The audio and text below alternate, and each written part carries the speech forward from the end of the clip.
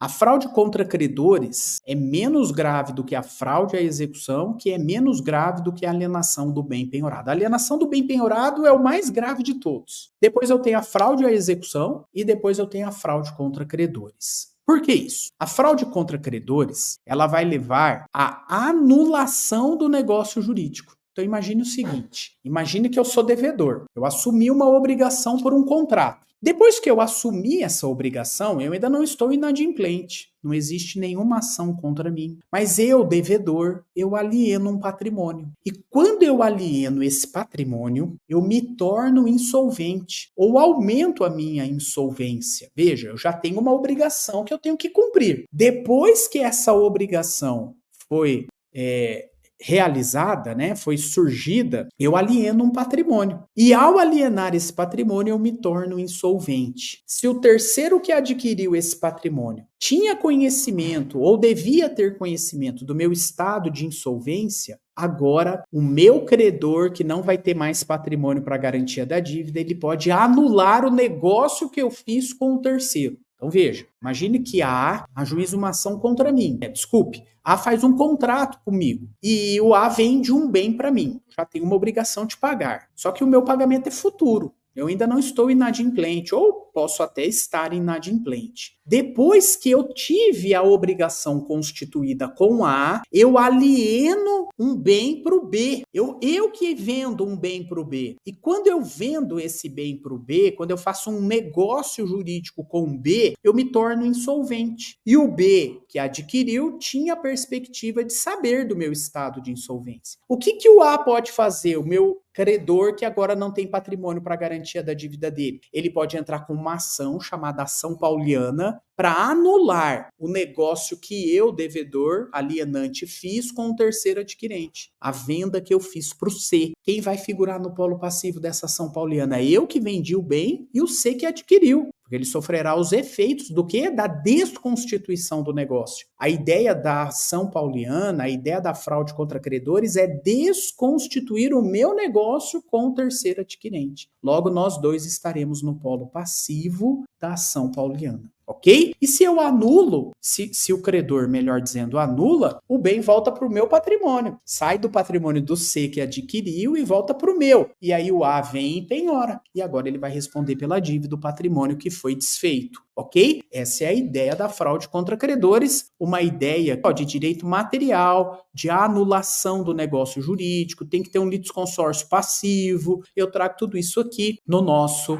material. Agora veja, eu posso cometer um vício mais grave do que a fraude contra credores. Lembra? Na fraude contra credores, eu tinha um negócio que imputava a mim uma obrigação. Eu tinha um contrato de compra e venda com o A e eu estava inadimplente com a minha obrigação. Eu não efetuei o pagamento, mas não havia nenhuma ação contra mim ainda proposta pelo A. E eu fui lá e vendi, alienei o patrimônio para o C. Muito bem. Na fraude à execução é mais grave. Por quê? Porque na fraude à execução já existe uma ação em andamento contra mim. Então eu fiz o negócio jurídico com o A, eu estou inadimplente e existe uma ação contra mim. No curso dessa ação eu sou citado. E depois que eu sou citado, eu alieno o bem para o C. Quando eu alienei o bem para o C, eu já tinha uma ação contra mim. E essa alienação me tornou insolvente. E o C tinha conhecimento da minha insolvência. Qual que é a providência agora do A,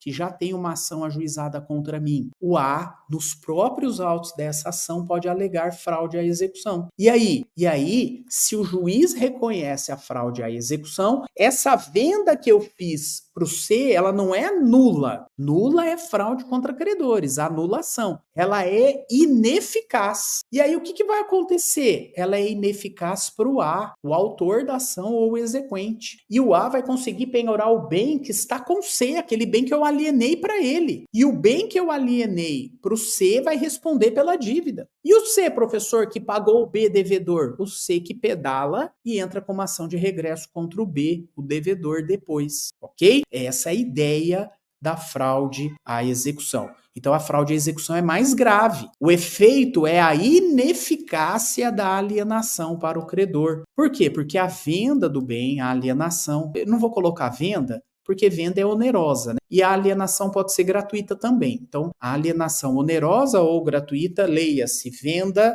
ou doação, ela foi realizada durante o curso da ação do credor. O credor já tinha uma ação contra mim e eu alienei o bem durante a ação, depois que eu fui citado. E aí, isso vai frustrar o credor pode entrar com um pedido nos próprios autos da ação e o juiz considerar essa venda ineficaz. Para isso, olha os requisitos da fraude à execução. Tem que ter um processo judicial em curso, então eu já fui citado na minha ação, e o credor está me cobrando o meu inadimplemento por uma obrigação de pagar, por exemplo. Depois que eu fui citado, eu alieno o bem para o terceiro, para o C. Essa alienação para o C reduziu o meu estado para insolvência ou aumentou a minha insolvência. Ou seja, eu não tenho patrimônio para garantia da dívida mais. A minha dívida é maior do que o meu patrimônio. E depois disso, esse terceiro que adquiriu, ele tem que ter conhecimento prévio desse meu estado de insolvência, que em alguns casos, inclusive, é presumido.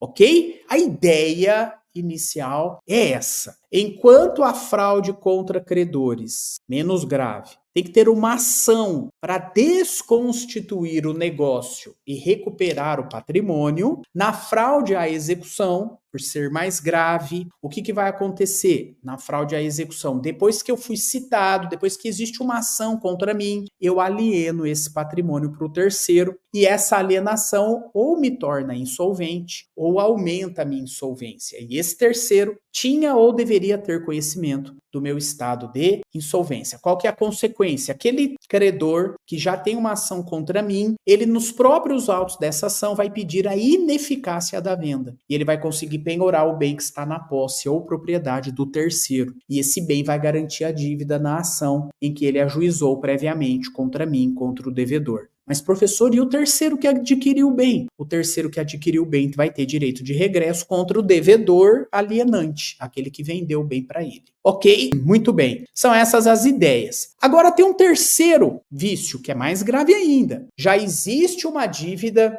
No curso da dívida, houve o ajuizamento de uma ação e nessa ação de execução já teve penhora. E depois que o bem foi penhorado, houve uma alienação do bem penhorado. Aqui o vício é mais grave ainda, é a alienação de bem penhorado. Aqui pode ensejar, inclusive, para o devedor que alienou o bem penhorado. Pode ensejar, inclusive, crime, né? Crime de fraude à penhora, defraudação à penhora. Ok? É um vício mais grave ainda.